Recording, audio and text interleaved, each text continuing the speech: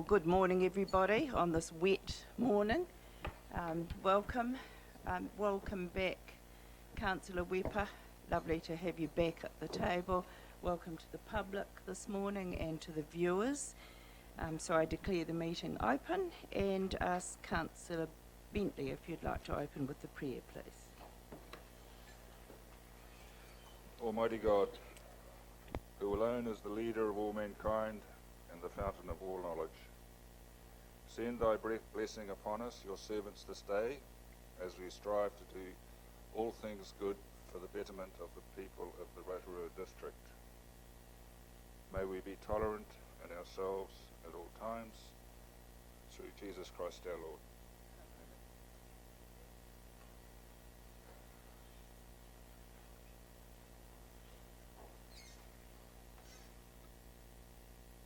So if councillors in the community know, that's the first time I've seen the council prayer up on. But I think it's a very good idea because sometimes we've lost the very helpful. Good. Item 2 on the agenda, I call for apologies. And I've got a mover and a seconder for the motion that the apology from Councillor Maxwell be accepted. Councillor Gould, Councillor Rotorua Tate.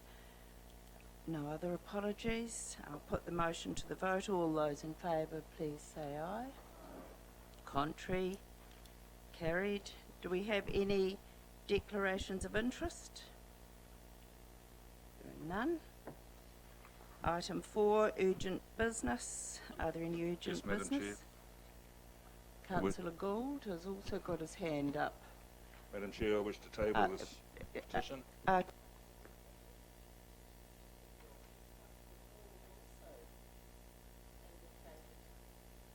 The Gould has indicated. Yeah. Sorry. Two items, Madam Chair.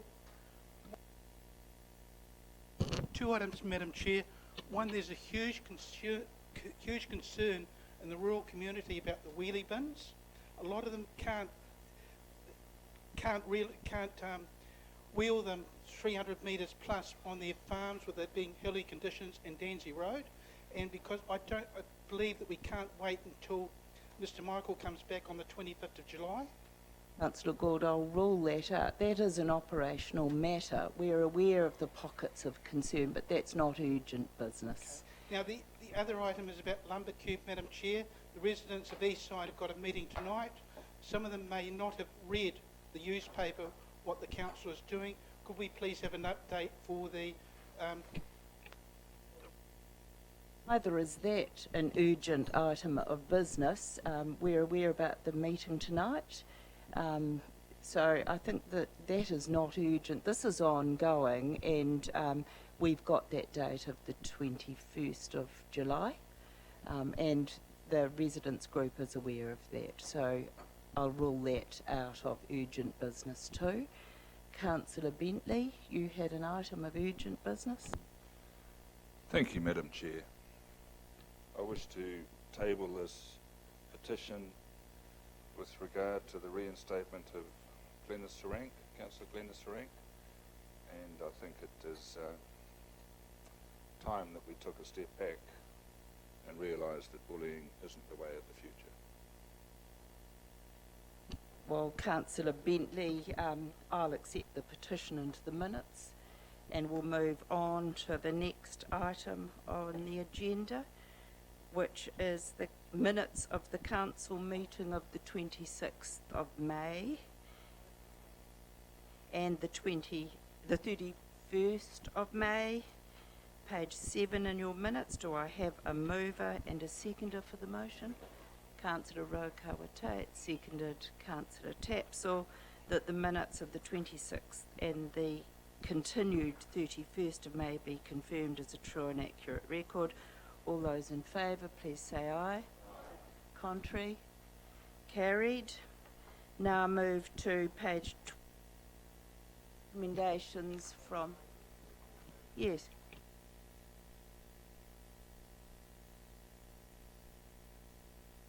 Your microphone on, please. Just a matter of the minutes of the 26th of May. because that was a duly called council meeting under the Local Government Act, minutes have to be taken even though the meeting never occurred. Is that correct? Thank you.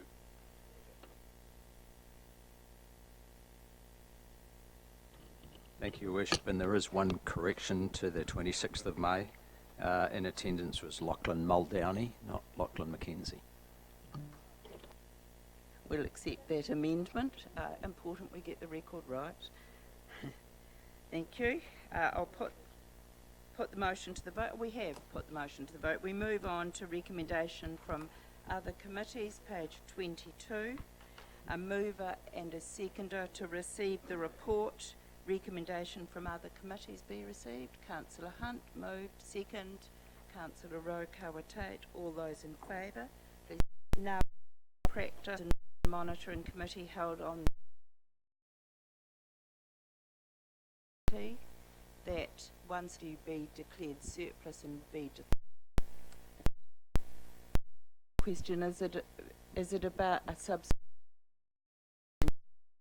day? Councillor Recommendation. No. All those in favour, please say aye. Contrary? We had a seconder. No, Councillor Hunt moved, Councillor Donaldson seconded. All those in favour, please say aye. Contrary? Carried. Now, a mover and a seconder for the following motion, which is that the following recommendations of the Strategy, Policy and Finance Committee on the 15th of June be adopted. Thank you. I'd like to read it so we know what we're voting for. The Solid Waste Bylaw 2016, that the Council approve the Solid Waste Bylaw Statement of Proposal to proceed to the Special Consultative Procedure. Moved by Councillor Sarank, seconded by Councillor McVicker. All those in favour, please say aye. Contrary? Carried. Yes.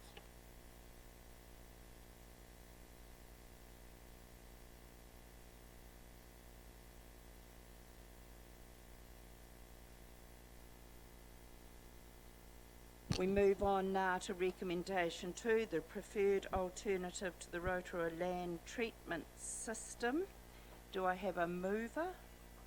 Councillor Donaldson, seconded Councillor Kent. Does anyone wish to speak to this?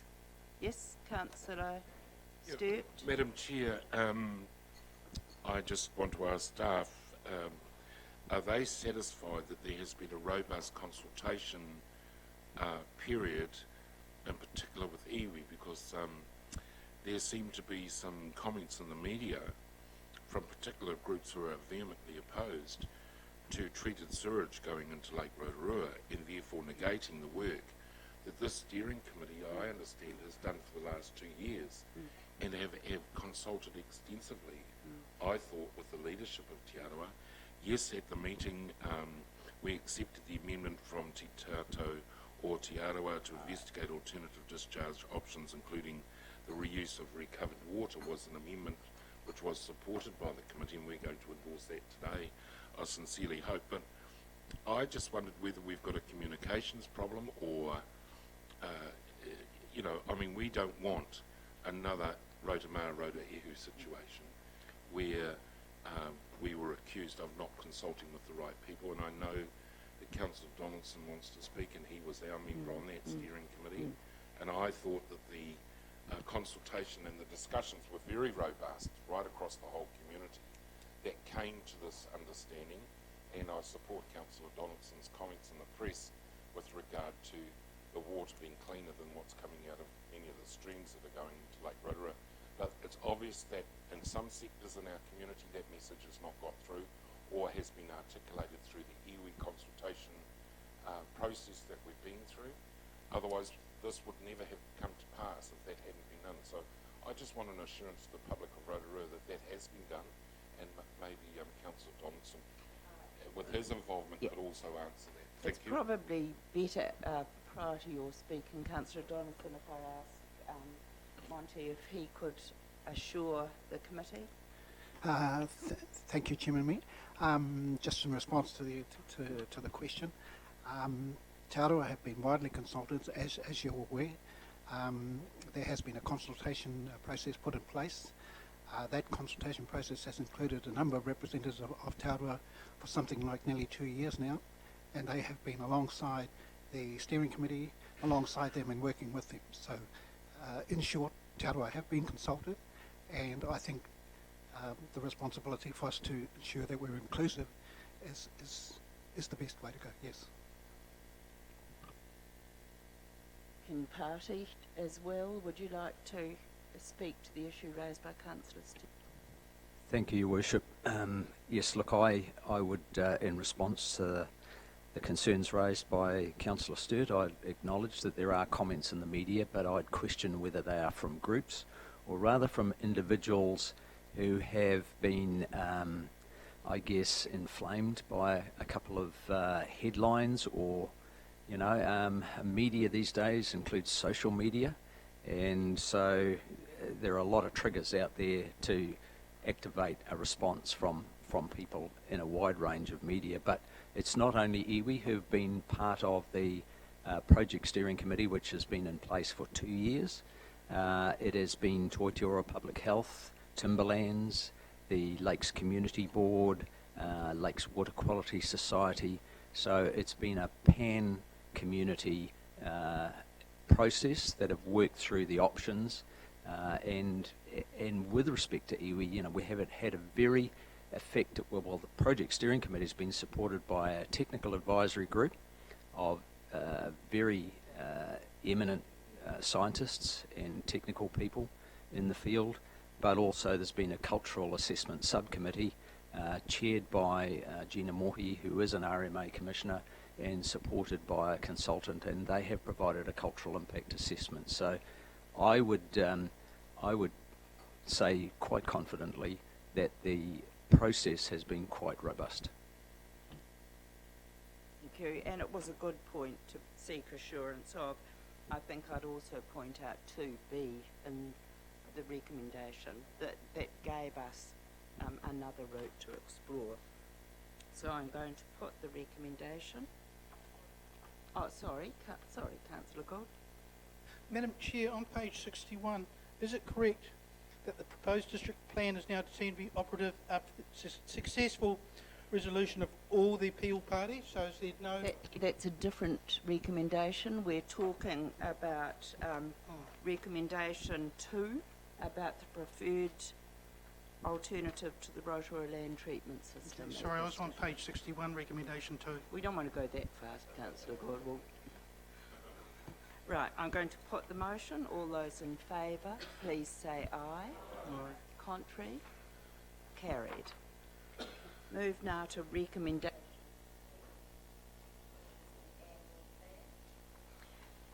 That Council adopt the annual plan. I'm going to put the motion to the vote. No, we should. A mover? Mover, yeah. Councillor Donaldson, seconded Councillor Hunt. Does anyone wish to speak? Councillor Kent. Thank you, Your Worship.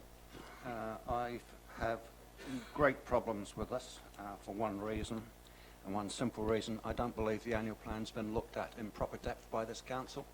And when I'm given a document with 7 pages of X's on it, where numbers are supposed to be, and told to sign here, I don't believe that that's acting responsibly, so I'm going to be voting against this motion. Councillor Gould. Thank you, Madam Chair. The document which was delivered last night, which I found this morning, a little bit wet. On page 5, are you going to show that Peter Bentley and Rob Kent are councillors?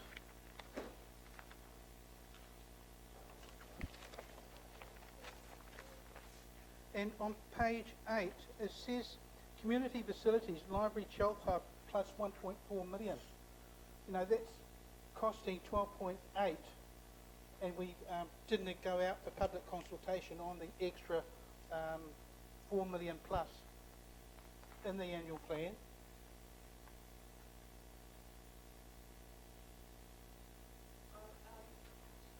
Yes. I think I'll ask Thomas to speak to these issues that both you and Councillor Kent have raised. about the figures and why the figures are not in there today, and your concern about the hub. Yeah, but there's also a couple other questions too. Okay, well, we'll get those answered first and then Okay. come back.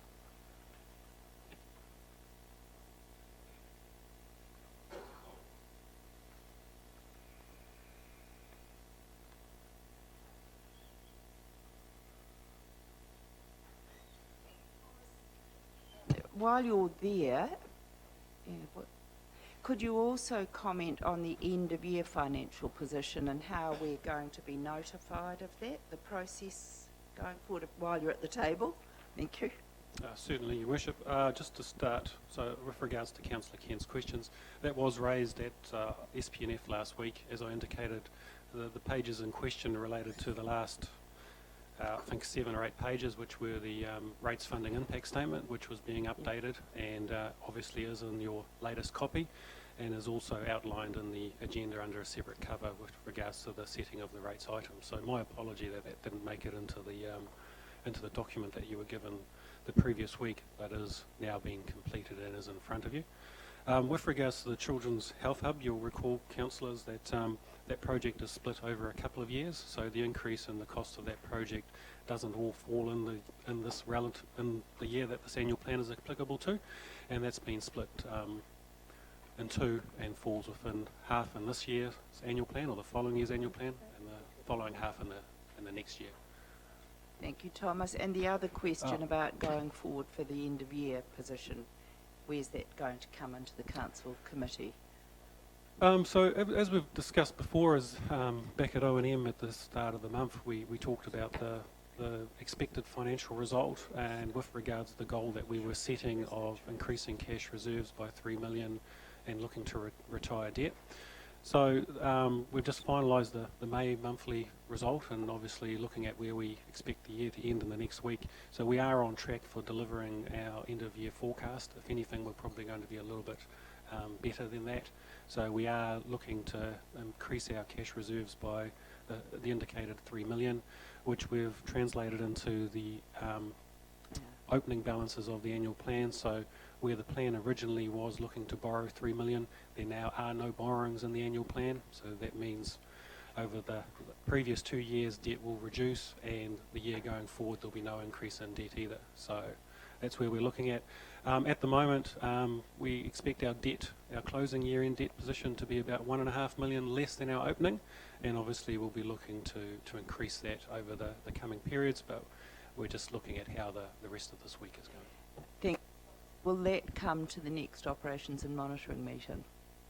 Yes, definitely. So as I indicated at O&M at the start of this month, with regards to the goals, and what I'll be reporting back on the 7th of July is how well we've gone towards achieving those goals. Yeah, thank you. And you can remain seated, Councillor Stewart, for questions.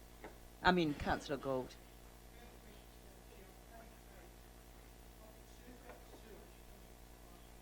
Page 8 of our report we got. I'm concerned about the sewerage. I'm concerned about T-Rex. On page 8, you're showing that there's a difference of approximately $4 million we're not spending on between the long-term plan and the annual plan. I'm concerned with the comments by the T-Rex directors last week. We want to discuss figures, so perhaps figures could be discussed in the confidential section sometime in the future, because also on that page you're also talking about T-Rex on page 9, T-Rex thermal deconstruction plant, $400,000, and I believe that if they put in a plant it's going to cost a lot more, and also there's a difference between what Scion pays, what we pay, what we get from the government.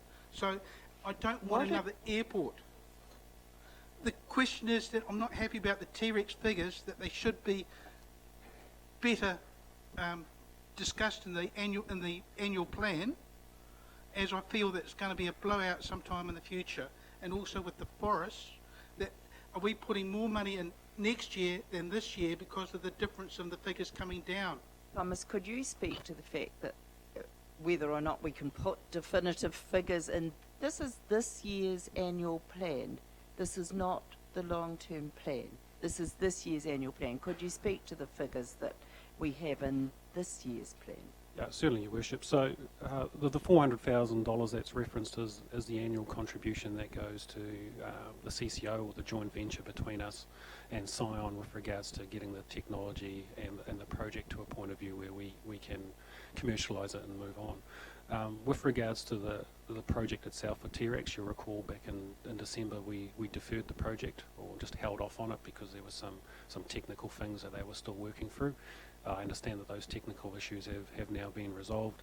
The T-Rex company has applied for some more funding from the Waste Minimisation Fund, and they'll get notified on that in July, August, and then there'll be a decision from the new council in November as to whether they wish to proceed or not with that project.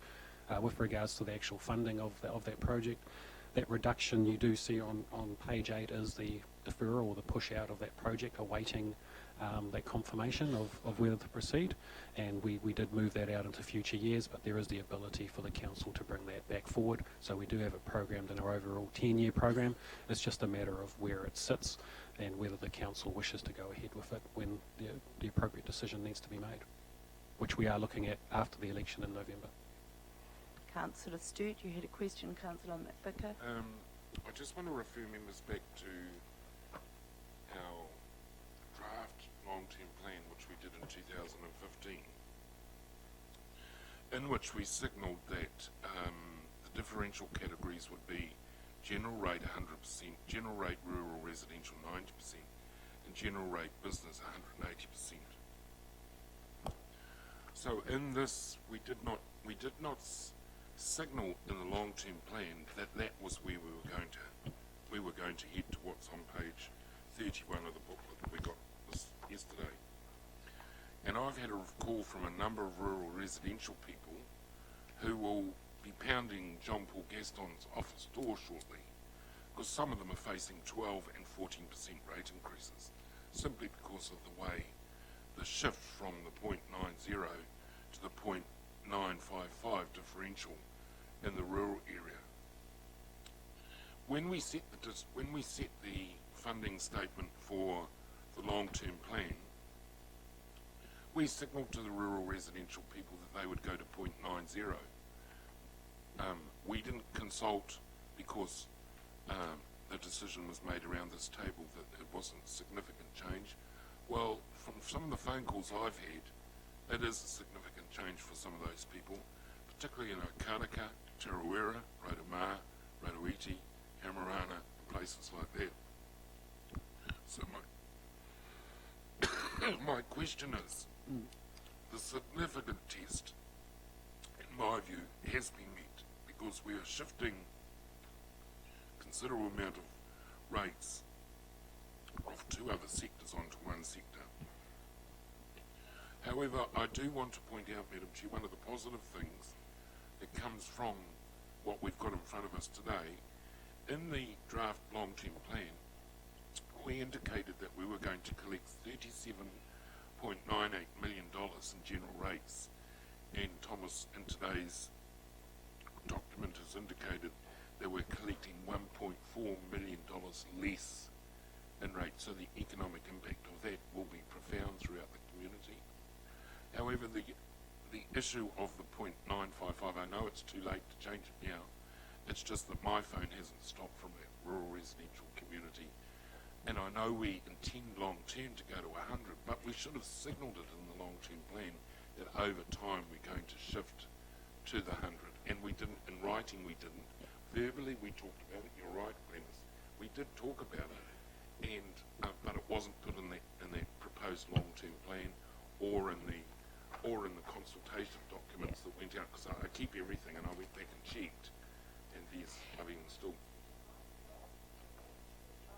At the point of looking at the annual plan, the next item on staff reports is about the rates. So you've jumped to the next item, which is staff. We're on recommendation 3. We're on, yes, we are, and that's accepting the annual plan, and then the next is the setting of the rates on page 35. Yeah. Jump ahead, sorry. But Thomas is happy to answer it. It might help going forward. So through you, Your Worship, The reason why it wasn't consulted on, councillor, is because it was indicated in the long-term plan and in the consultation document that that was the direction that the council wished to take with regards to moving those differentials. One was 0.1 every year and the other was 0.05 every year. And bearing in mind that the annual plan is a process of exceptions, this wasn't an exception to the long-term plan. So that's why there was no requirement for the need to consult on it. And saying that, if council still wished to consult, we could have. What I would point out, though, is maybe page 52 of the annual plan document. What we have done is we've updated our sample ratepayers to help you with regards to answering some of the questions that you'll have from your community. So as you recall, during the workshops and other meetings, we showed you a $500,000 property in Linmore and a $500,000 property in Okaraka, which had like-for-like services, and it showed that the Okaraka property was paying less than the similar property receiving the same services. And what we've done in the residential rural category and the residential urban categories, we've put some high-end value properties in there as well, and so you can see the difference between them. And so the one in particular is there's a $1.6 million property in residential rural, and then there's a $1.5 million property in the residential. Now these properties are like for like with regards to the services that they pay, and you'll see there that while they do pay substantial rates, the rural residential property pays about $700 less than the equivalent property just over the hill, and that property is likely to be at Linmore or in Kawa Point, or it could be up Te Tonga or something. And that's the key. So while, yes, those rural residential properties are getting a higher increase because of that change in differential, when you do compare like-for-like services, access to both, they are paying less than the equivalent properties in town, and that's because that's what the effect of having that differential has. Conversely, businesses or commercial are the opposite. Because of their multiplier, they pay more general rates than residential property, on the basis that they receive, obviously, a higher level of service. So. Kent? Oh, sorry, it was Councillor McVicker first. I better take the order and then Councillor Kent. Thank you, Madam Chair.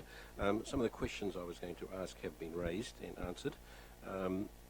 Question I'd like to raise is that I was led to believe that we would be making a decision at today's meeting regarding whether we utilise any asset sales funding to be credited to debt in the future, or operational costs. What is the impact of what you've already allowed for here?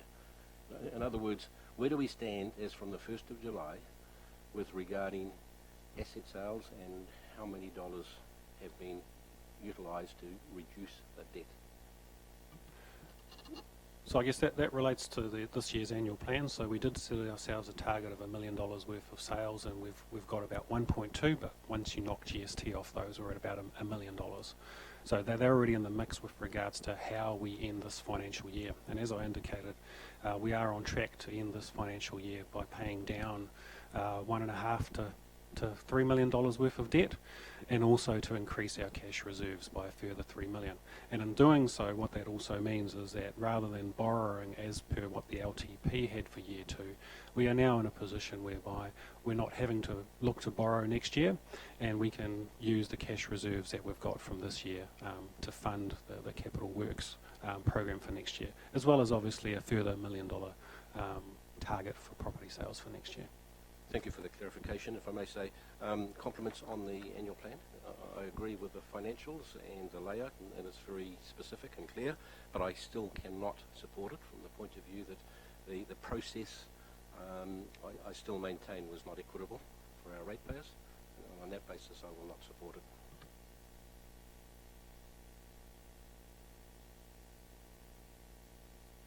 Thank you, Your Worship. Can I just ask the question, was an updated version of this annual plan issued to people? Because I haven't received it. And if it was delivered to me, why didn't someone bother to actually tell me?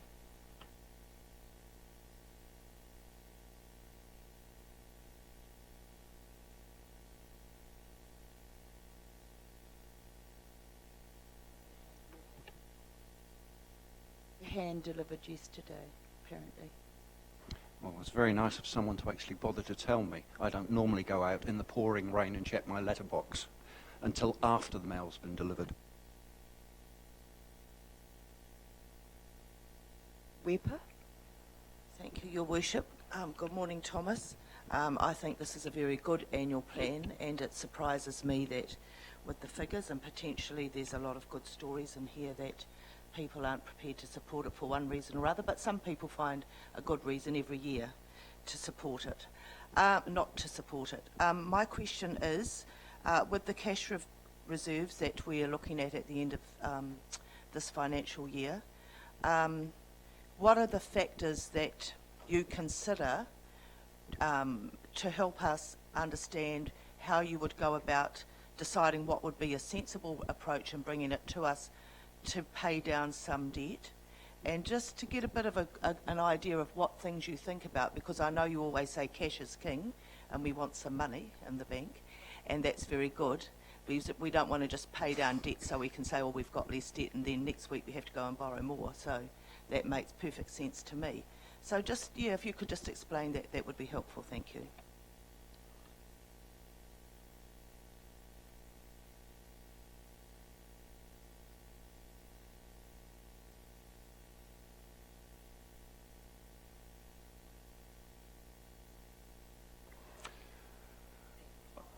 Yeah, so I guess I'll just start with probably what we were looking to do this year. I guess for this year's year one of the LTP, we set ourselves a target of being sustainable. We set ourselves a borrowing target of $7 million.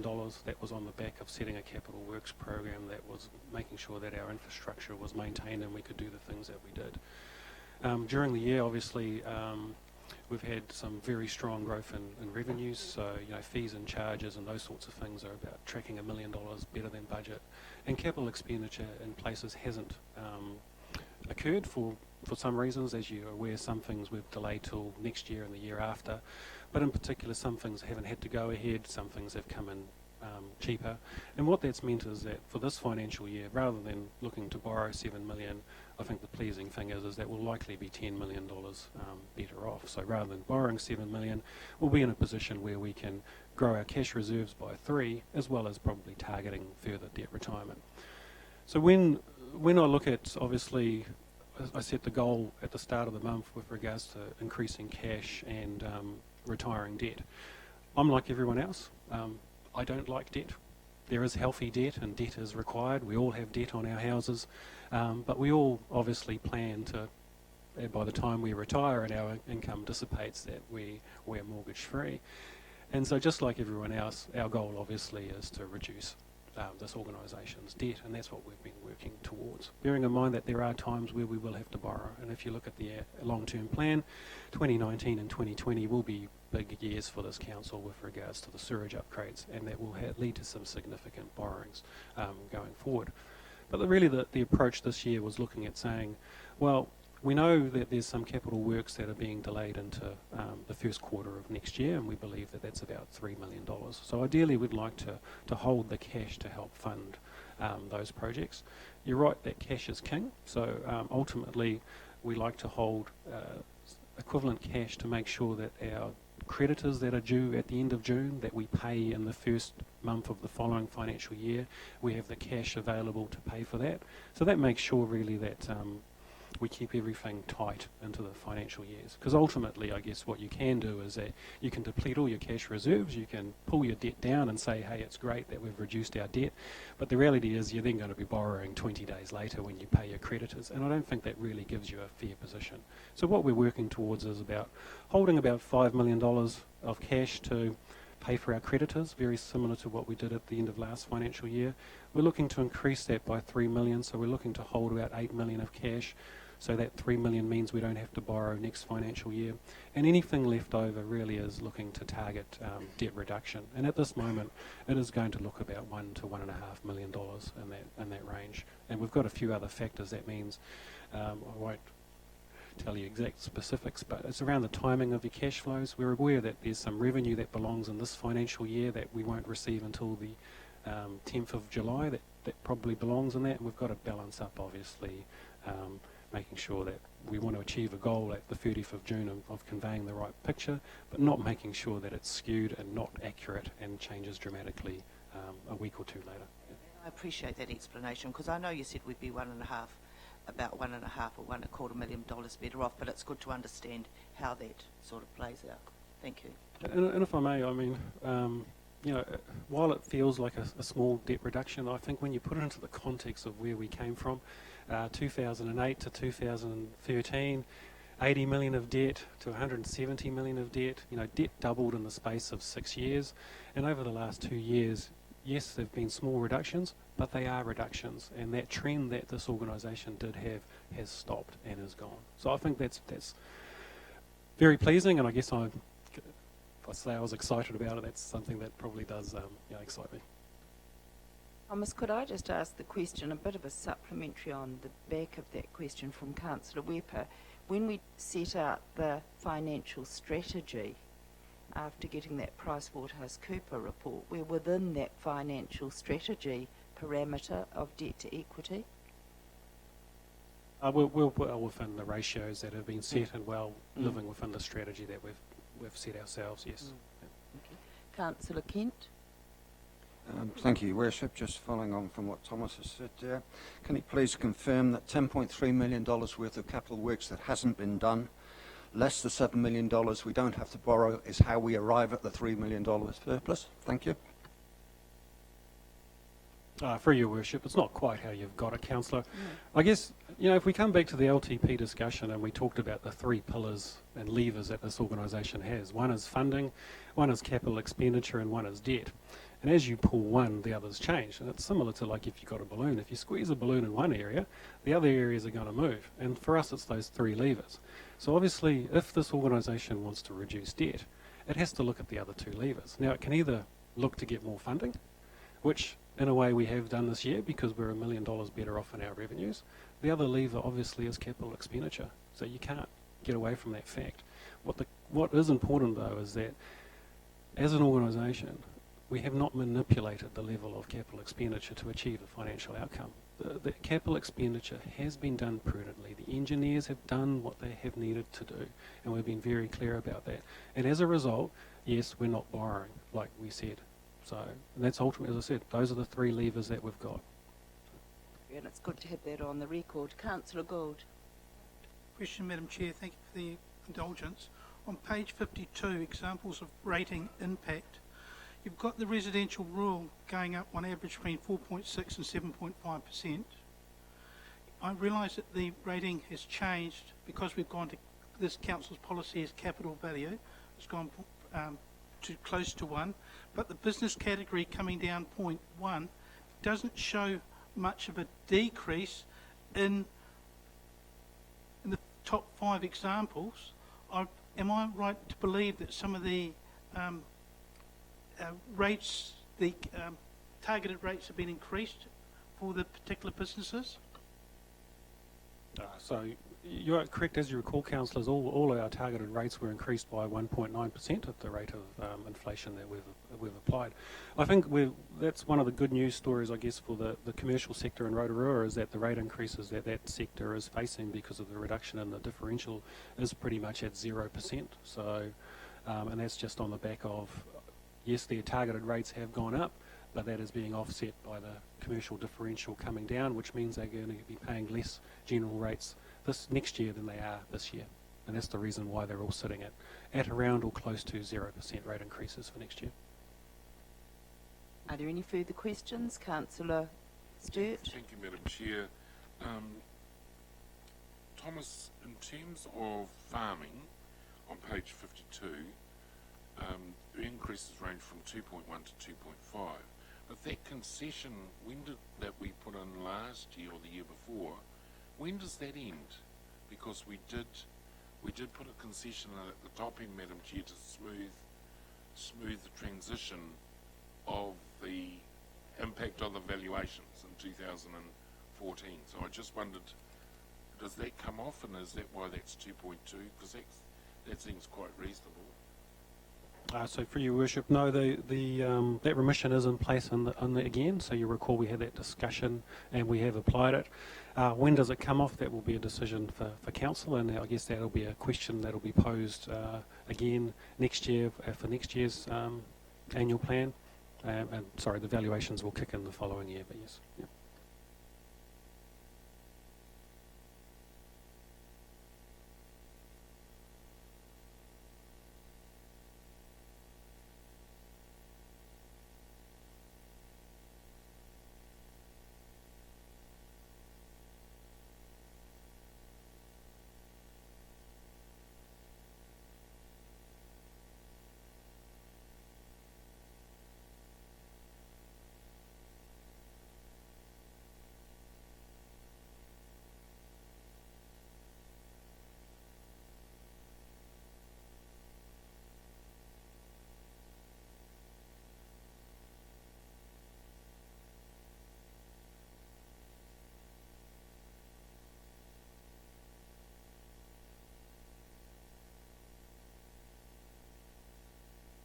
So, through the chair, those voting for the motion were Mayor Chadwick, Councillors Donaldson, Hunt, Rotorua, Tate, Sturt, Tapsell and Weeper, and those councillors voting against were Councillor Bentley, Gould, Kent and McVicker.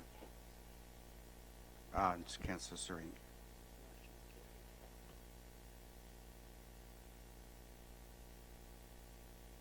Comment and congratulate the staff for putting together a very good document.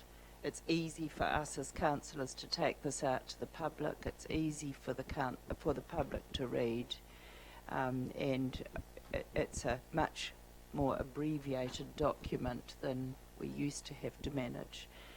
So well done for putting that together. We now move to the following item on the agenda, which is the Health and Safety at Work Act due diligence. Do I have a mover? Thank you, Councillor Sturt, seconded Councillor Rotorua Tate. Are there any discussion, questions? Put the motion to, yes, Councillor Tapsell. Sorry, thank you. I just wanted to kind of get some clarity on how this will affect contractors. Are we making sure that it's extended to them as well? Do you want to speak?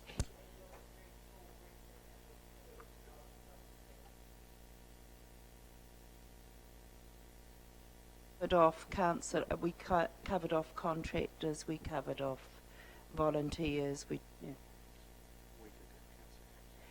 We'll give you an overview because it was an extensive item.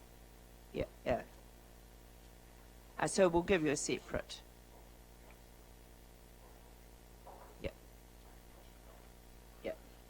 Thank you. That's helpful. So all those in favour? Oh, sorry, Councillor Kent. Just a question. Is it the Health and Safety Works Act that is actually causing our gardeners to now be tending the flower beds with hard hats on?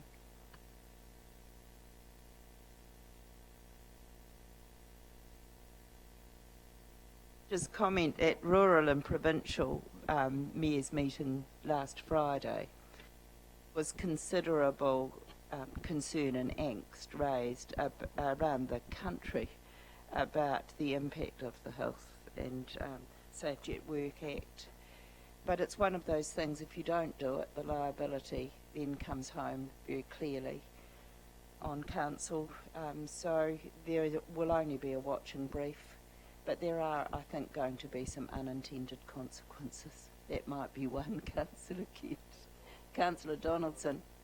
Yeah, thank you, Your Worship. I also noticed that the men on the back of the rubbish collection trucks are wearing hard hats, and I think that's sensible. And we did have a report back from Rotorua Contracting Limited that they are actively trying to change the culture in that organisation so that health and safety is not treated as just, a tick box thing, and that the staff are actively participating in a safer workplace and reducing risk to the organisation. So I think that's a good thing.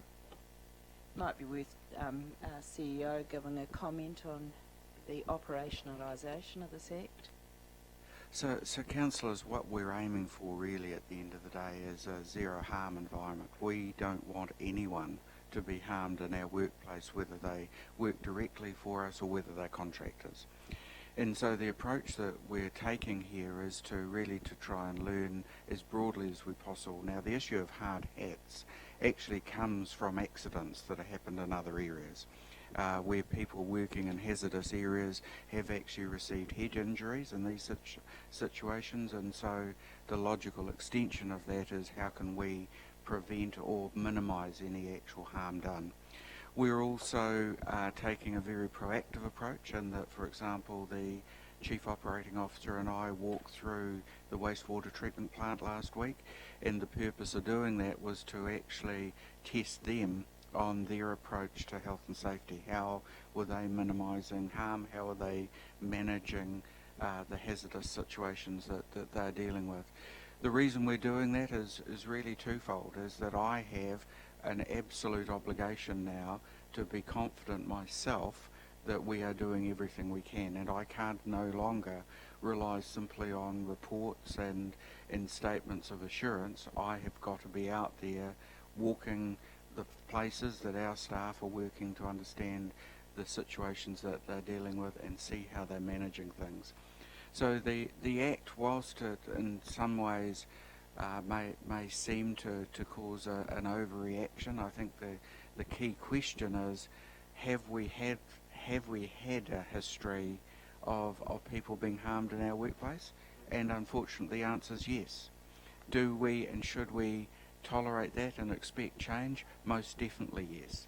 Will we be able to get that change by doing the same as what we've just simply done in the past? No. And so that's why you are seeing some quite significant changes being brought about in the way that we're working. Obviously we'll have the statistics to back us up in a year or two when we measure it, but will we be asking our own staff about how much safer they feel? So their feelings about being on the job, because it's very easy to look at something, hard hats around a rose bed, and think, oh, what an overkill. However, that's in the road corridor, and is, as you've just said, that it is because of accidents that have happened there. And I think it's important not to glibly, without investigating the reasons behind the Act, make comments about how ridiculous some of these measures are.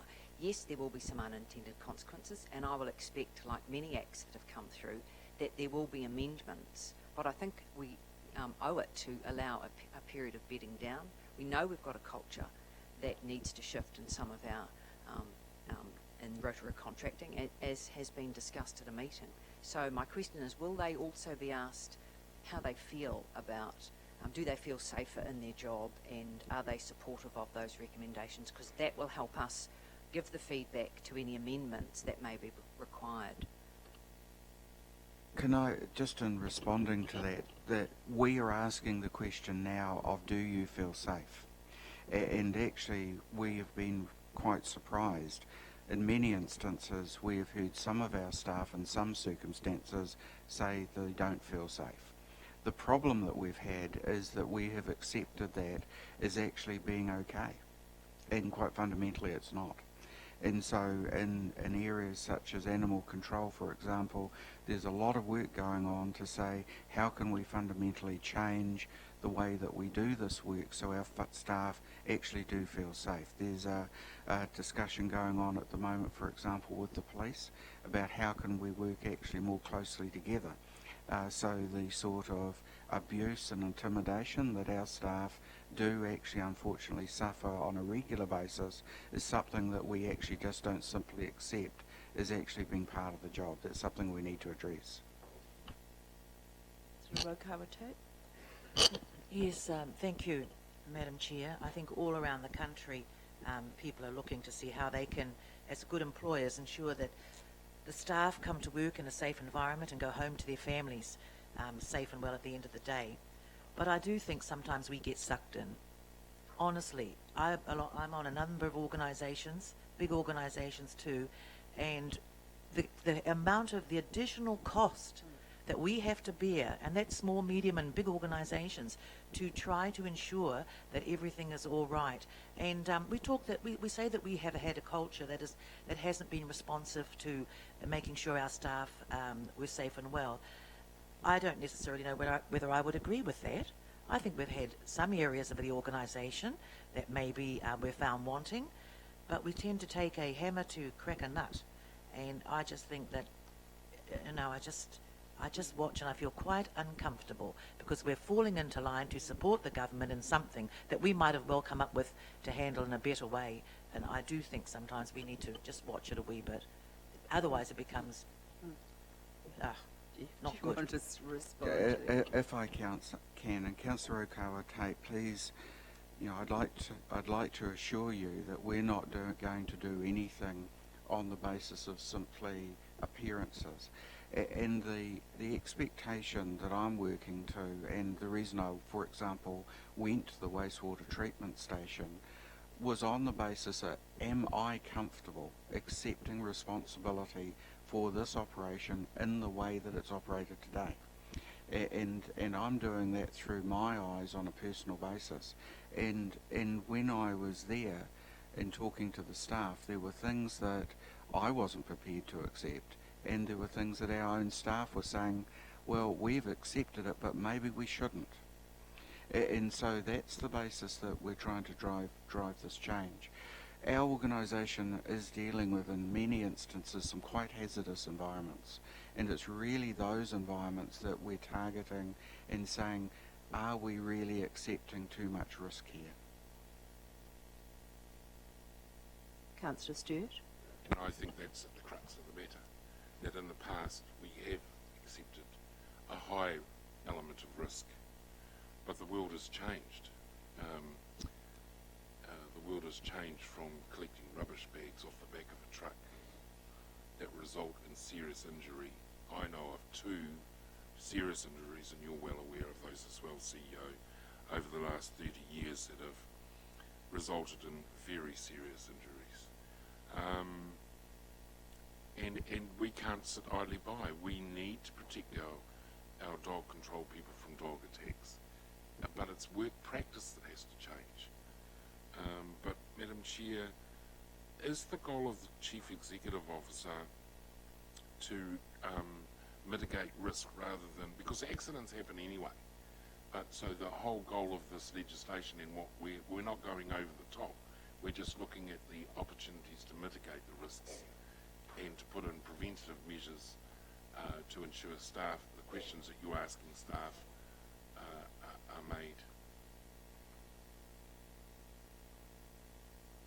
Councillor, if I can give you an example, and I think we are looking to mitigate risk, and the key for me is actually asking myself the question: could I live with a situation that arose from us not acting here?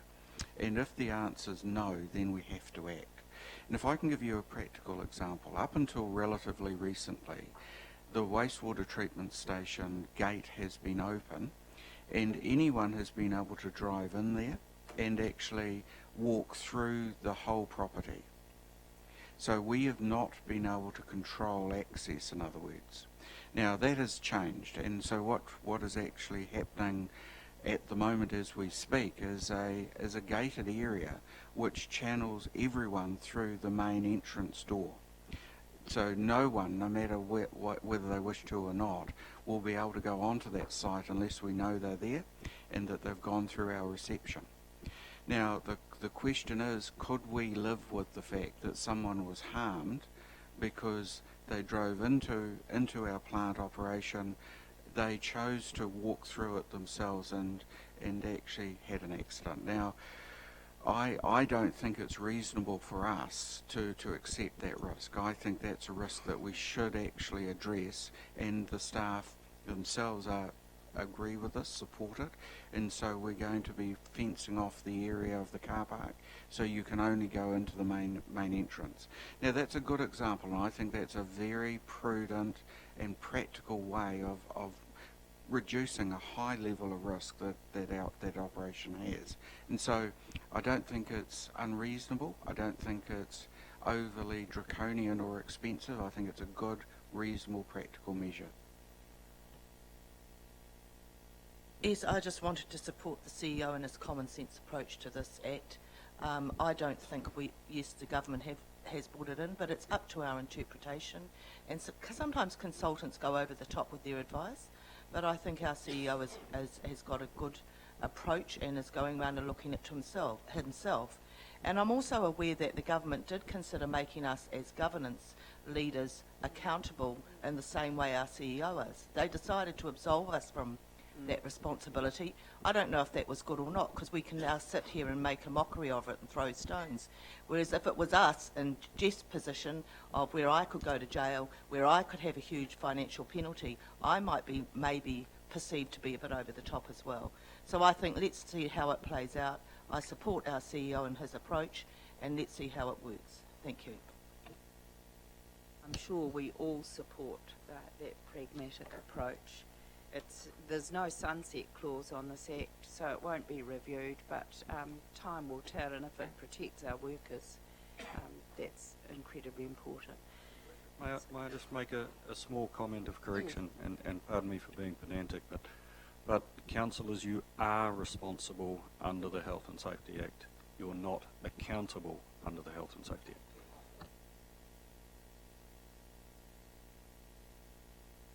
However, it is through the CEO, so we must support the CEO and his practical approach. I'm going to put the motion to the vote. All those in favour, please say aye. Contrary, carried. We now get to staff reports, which is page 35, and that's the setting of council rates for the year 1st of July to the 30th of June. Do I have a mover and a seconder that the report setting rates for the year 1st of July to the 30th of June be received? Councillor Gould, seconder. Thank you, Councillor Hunt. All those in favour, please say aye. Well, now Tom speaks to the report.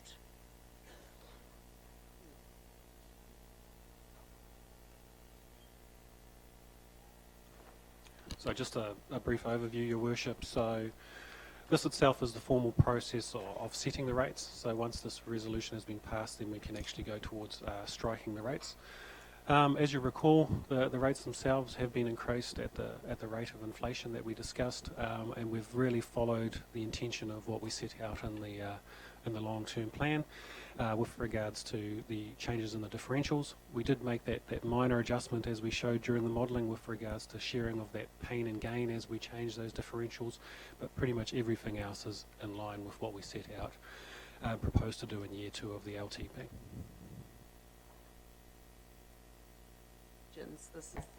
We've answered some, but Councillor Gould. Thank you, Madam Chair.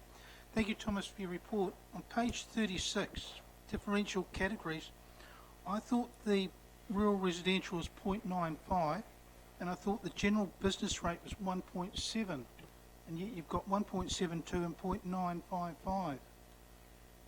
You are correct, Councillor. That's the consequence of not allowing that sharing of that pain and gain. And as you move things around, what that means is that because we couldn't share the pain and gain, we couldn't land on an exact 0.95s and 1.7s. So that's the consequence of not allowing, as one pays less, to move that revenue to the other categories, and as one pays more to draw that revenue from the others. That's the consequence of that. Second question concerning the uniform annual general charge. Is this the quote from page 36? The UAGC is for the purpose but not necessarily limited to funding of the following types of activities. I would have expected animal control to be self-funding at the most. You know, we've got approximately 11,000 dogs in the Rotorua region. We've got just over 29,000 rateable properties. And I wouldn't expect some of those rateable properties to be paying for dog fees. Council, that all comes down to, the funding policy that Council sets, and there's an element there with regards to that activity. There's a public good, because obviously, yes, you'd like to think that the dog fees would recover the full cost, but it doesn't, and that's based on the policy that's been sent, recognising that there's an element of public good, and therefore the public is contributing with a portion of the general rate.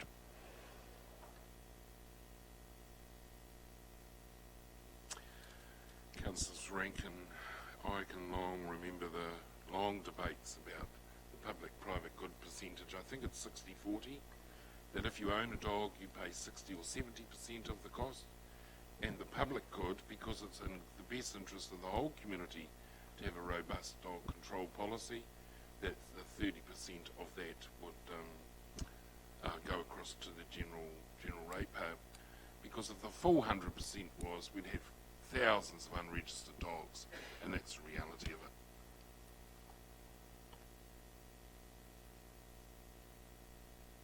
No, I just wanted to figure out what the question was. Quite helpful because I wasn't there when you had that discussion. Yeah, thank you for that.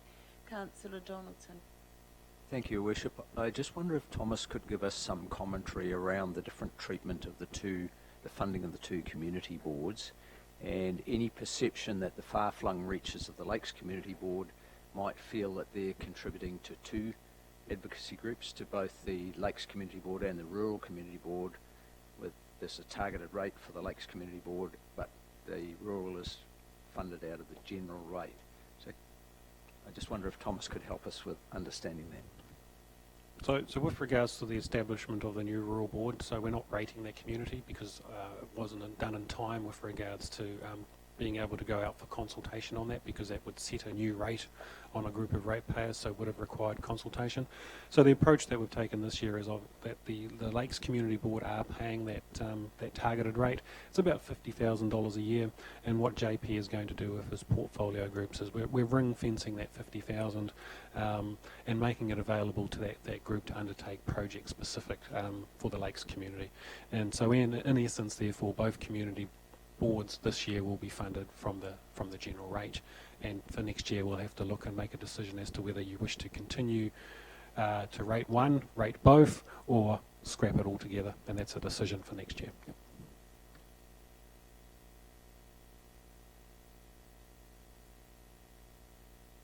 The question on that, will that be prorated of for the community board where it's come from, or will that be a decision that the community board makes about how they spend that 50,000?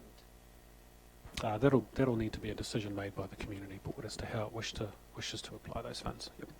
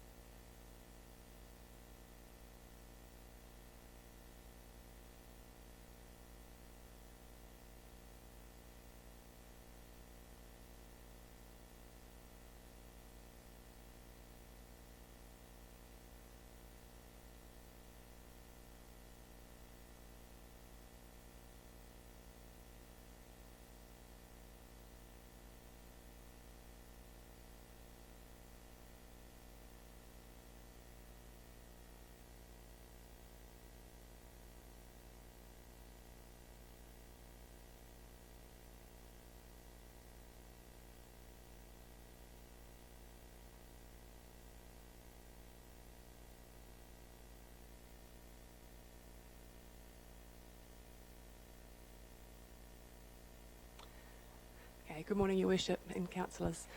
I'll take it largely as read. I guess just to say that we're here as a final step in a 8-year-long process that has had many people, both within this council, at this table here, and also in the community working towards this day today.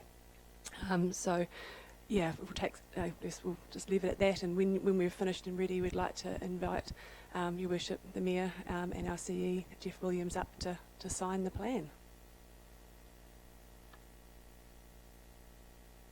Thank you, Your Worship. I'd like to take the opportunity as the councillor who chaired these hearings, along with Councillor Wepper and Councillor Hunt, to congratulate the staff, particularly Paulina and her cohorts, because it was a long and difficult process, and I think the result speaks for itself. And I like to think one of the main reasons why we were able to, on the whole, make some steady and well-founded decisions is that we were local commissioners. We knew our district. We knew when you talked about a street or we talked about a farm, we knew what we were talking about. But that is history, of course. You won't see local commissioners in the seats again. I think it speaks for itself too in the fact of the time factor. We're not going could go to Environment Court with any of these decisions. Everything has been resolved by mediation, and the costs at 137, that you are to be congratulated. So that's it for me, Madam Chair, and a job very well done indeed. Thank you. Thank you. I'd like to add my congratulations to Paulina and her team. You've done a sterling job to get it in. Essentially, looking at page 66, you're under budget and ahead of time of nearly everybody. Well, in fact, everybody else on that page, and that is dedication to the work. It also, as Councillor Saranka said, shows that we consulted widely. We put out a draft. We consulted. We asked. We went out again and again prior to the hearings, and we spent our time making what were considered decisions. And I'd just like to clarify that, in fact, going forward, all future plan decisions are made by councillors. They're made by the team now at the moment, which is me and Councillor Wepa, and also we have Gina Mohi from the Te Tato Te Arawa board on that. So all the future plan changes, we've got Lakeside coming up, we'll have a rolling review because that is now the policy for district plans going forward, as opposed to waiting 10 or 15 years to do the enormous job, and that will be done by elected representatives who will have that local knowledge. They will know which streets, which parks and which part of our community hold those the history and the memories, and also the significant places of interest for iwi as well, and that's a very important point. And I'd also like to, for those who are listening, thank the community for all their feedback, their support, for those that gave up as much of their time, certainly as we did as commissioners, and some of them over a period of 3 years, to support this plan, because they are our community champions for our district plan. And while it's not perfect, it's pretty jolly good, and I think we can all be proud. And thank you again, particularly Paulina, for your leadership in this. You've been absolutely fantastic. Well done. Councillor Wepa, then Councillor Stewart. I won't repeat what Councillor Sarank and Hunt have said. I think they've covered that very well, and thank you very much. But just for a couple of things from me, I do appreciate, Amy, you supporting Paulina and others. The mediation process, I understand, was very, very well done.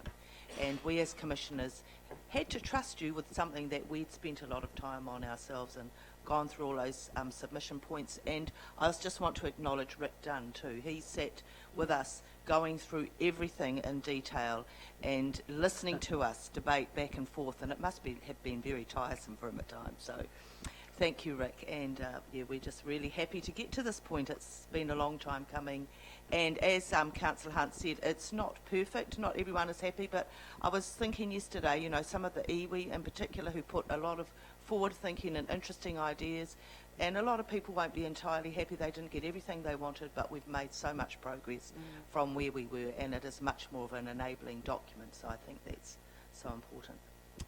Thank you. I think that staff recommendation number 6 should be altered, and I would like to move an amendment that a vote of thanks go to Councillor Sarank, Councillor Hunt and Councillor Wepa, staff including Paulina, Amy and Rick, for their efforts in getting this across the line. Do I have a second that? Like that amendment to name those that were involved. And their full names in That's there. and seconded by Councillor Madam Chair, and speaking to that, I mean, 8 years ago, I think, Glenys, you led the team in terms of, I think we had 40 or 50 workshops on every part of the plan, and those meetings went on for 4 or 5 hours. Some fell asleep, some we had to have breaks quite regular, but I think that is possibly Glenys's legacy, is getting this across the line, and I congratulate both her, Janet and Karen, for the work. This could have gone on for another couple of years, but also the skill, Amy, that you brought to the table in bringing some pretty strident people to the table to get that compromise, to get it across the line so it didn't go through the costly Environment Court process, is a credit to everybody involved. So it's with pleasure I ask that you support my amendment.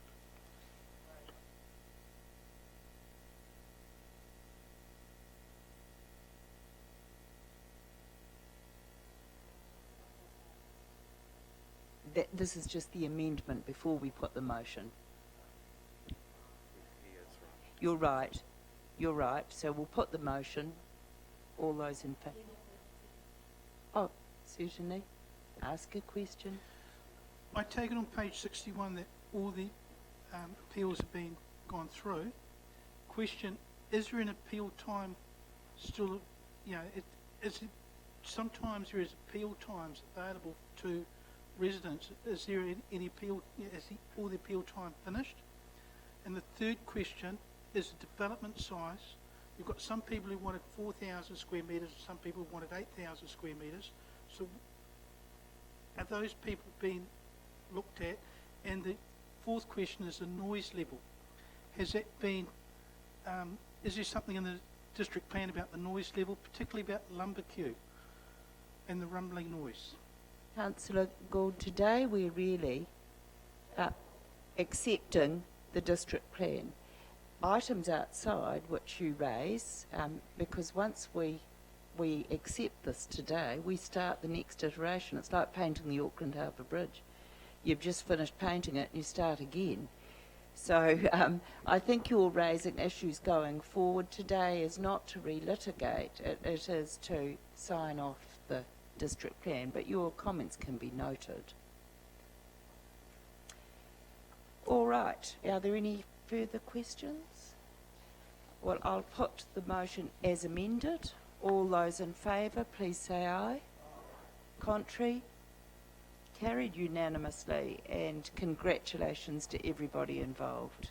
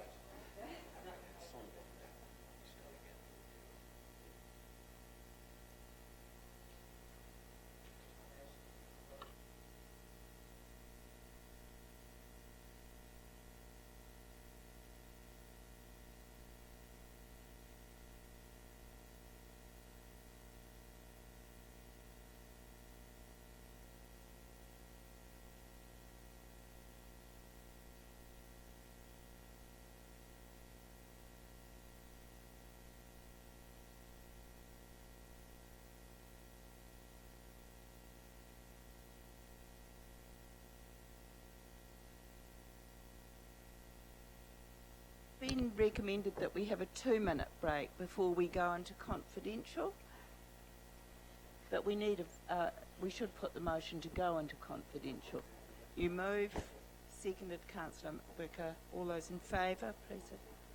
Yeah. I raised at the last meeting that the community, whether rightly or wrongly, have some suspicion about or misconception about why we go into confidential, and it was supported by the whole team that before we go into confidential we name the items and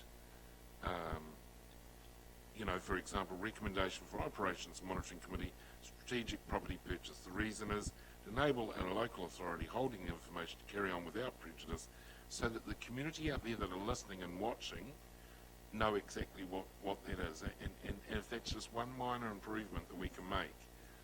Yeah. So before the motion, I think we should explain